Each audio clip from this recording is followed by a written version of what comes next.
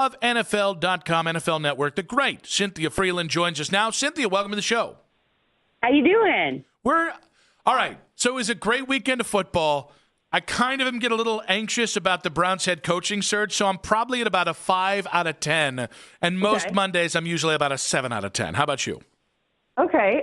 Well, I mean, in my, schedule gets a little lighter when there's fewer games. So I'm probably sitting at a 7, but that's only because instead of 16 games, I really only have to prep for 2.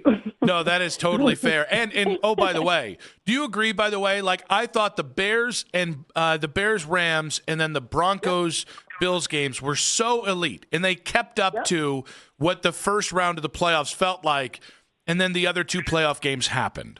Yeah, that was funny when you said that. I was laughing at that. It's, that Saturday night game, because we have to work so early on Sunday, West Coast time, that staying up late, you're like, okay, like, are they tricking me and something's going to happen and they're going to come back and make this awesome comeback like we've seen in weeks past on a Saturday night, and then, you get so worked up you can't sleep. But nope, it put me right to sleep. So it was good from that standpoint. So from weird, I'm going to go to the other game we haven't talked about yet, Houston, New England. I saw a lot of chatter online, and I want to get your take on this.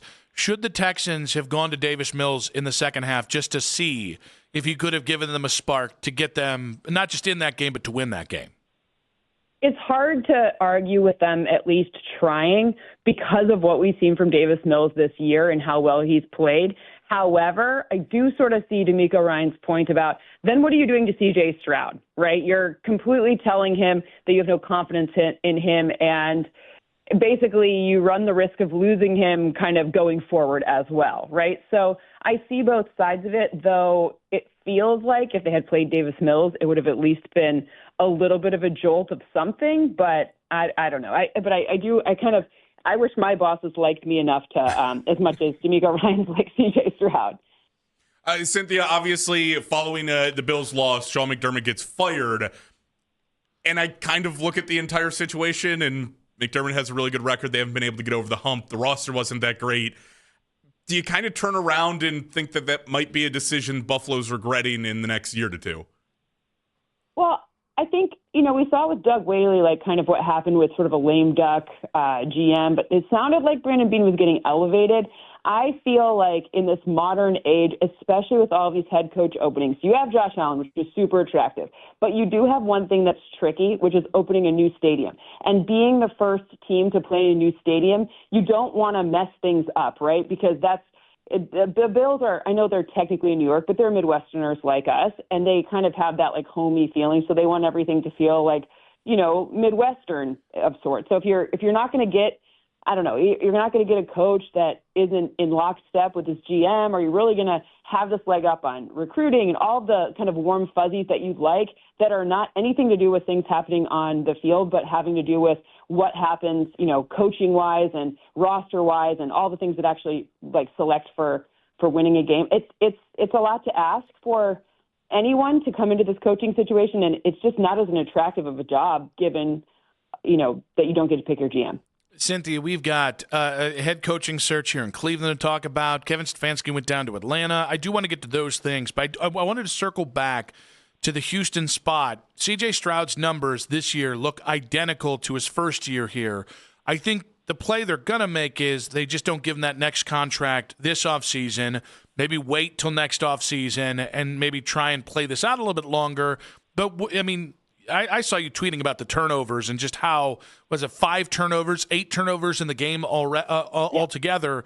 Was C.J. Stroud so bad yesterday that you almost have to have the conversation in Houston about whether he's the guy as soon as like this offseason? I think you'd be doing yourself a disservice if you aren't having that conversation until you're sure.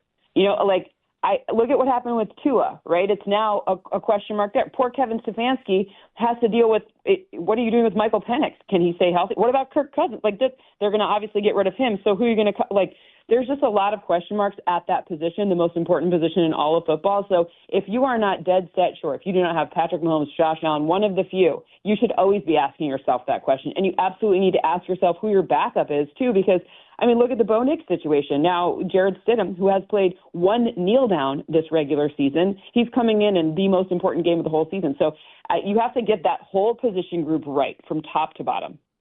So obviously you brought up Michael Penix, and I definitely concerns there for Kevin Stefanski.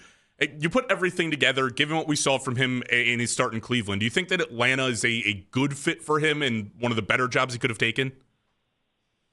I definitely think it's one of the better jobs he could have taken because they do have a lot of other pieces. You have a defense that, they spent a lot in terms of draft equity to get those two pieces in the front. However, the defense this year was considerably better. The roster is not bad. Yes, you have to make a decision at quarterback, but you have even Kyle Pitts really took a huge step forward this year. You have your running back. You have a top-tier wide receiver. You have most pieces of the O-line. So, sure, you have to make a decision at quarterback, and it could be a hard one, but you're doing that with the context of a much better defense and a lot of the offensive weapons that you need to make a quarterback successful. So I think it's a good job, and I think, but for some of these openings that we weren't sure if we were going to see, having Lamar Jackson, not a bad one. Having Josh Allen, kind of helps when you're new head coach. But, save for those, I think Atlanta was one of the easier or one of the better jobs out there.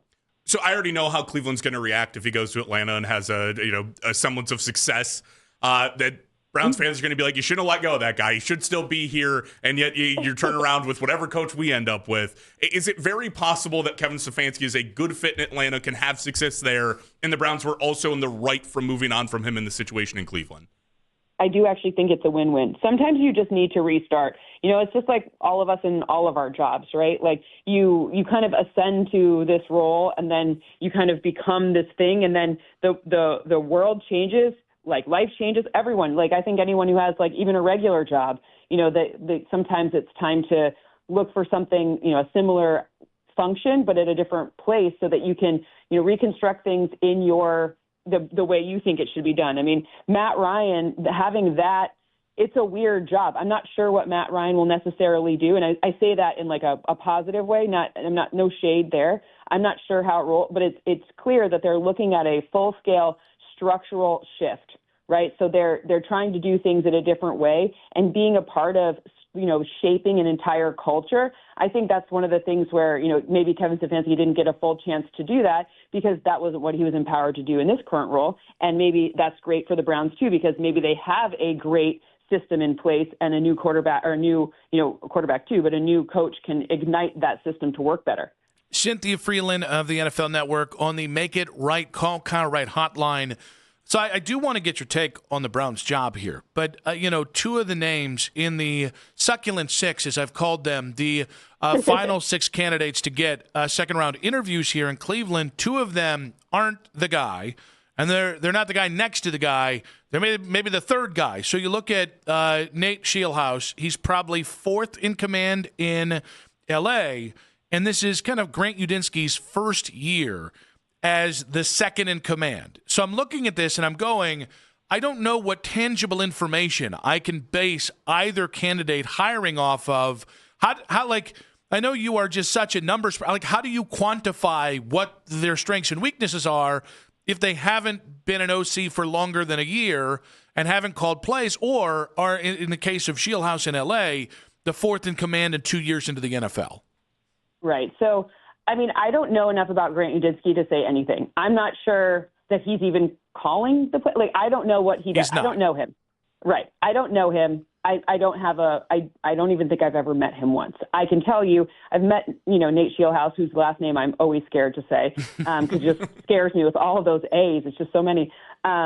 He's got an it factor that I do understand. He commands a presence in a room. He's super smart. Now, I don't know what I have not been on his team. I do not, I can't speak to the day-to-day of his job. I have heard good things from people that I trust, but I can tell you firsthand that he does have the it factor. But I don't know if what you need in Cleveland is a guy with it factor, or a guy who's a little more like Ben Johnson, where he's a little edgy and maybe a little not nice. Like Ben Johnson's nice, but you know what I mean? Like he's just going to be like no nonsense, no, a little more like a jerk in him. There we go. That's a word I can say on radio, but in a positive way. I'm saying that as a positive, right? Like he's got that dog in him. He's not gonna let you get away with some things.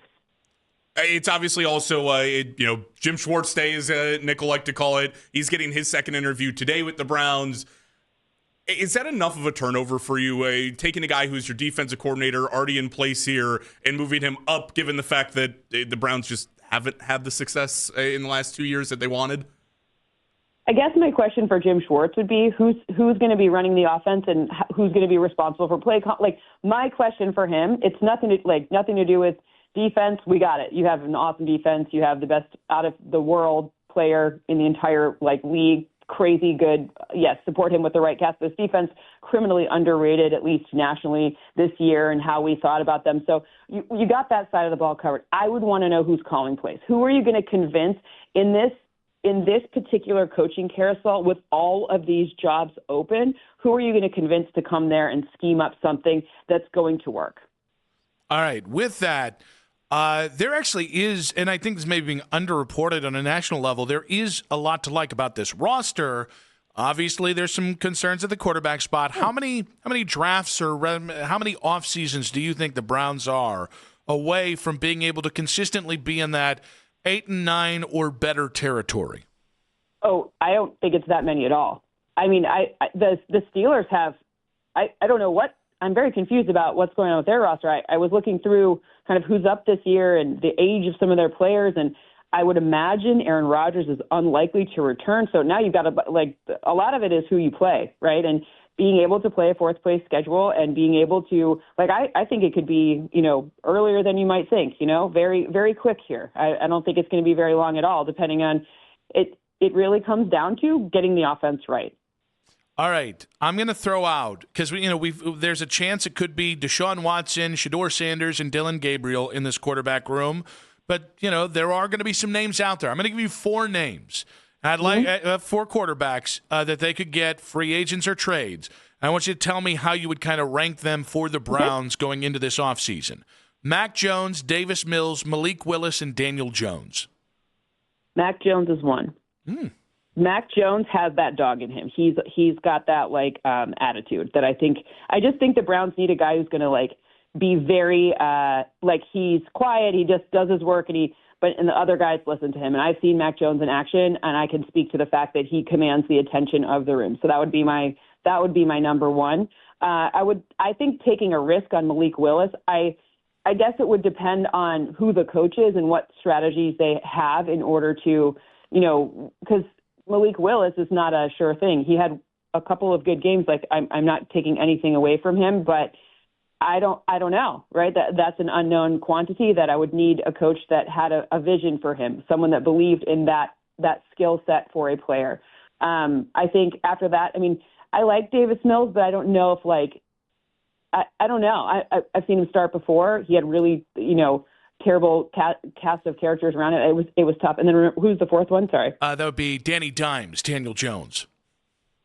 Yeah, I just Achilles make me very nervous. I think he did great, but Achilles is a hard one to come back from when you're a guy like Daniel Jones who does actually rely on the run a lot more. I don't know. That one just scares me with the injury, because you wouldn't want another situation where a lot of money for a lot of position is on the sideline. So but Mac Jones would be my target there. We like this because I had an off-air argument with somebody that works here about Mac Jones, and they talked about him like he was, Dylan Gabriel, and it incensed me, quite frankly. Cynthia, great stuff as always. I'm glad we have less games to prep for this weekend, not just for you, but also for us, because at some point I would like to see my children. At some point, but great stuff. God forbid you go home and eat dinner at a normal time. Who knew? Honey, I'd love to sit here and talk with you, but I gotta watch football. That doesn't fly in my house for too many weekends in a row. Cynthia, be great. Talk to you soon. Cynthia Frelund there, NFL Network on the Make It Right. Call Kyle Wright hotline.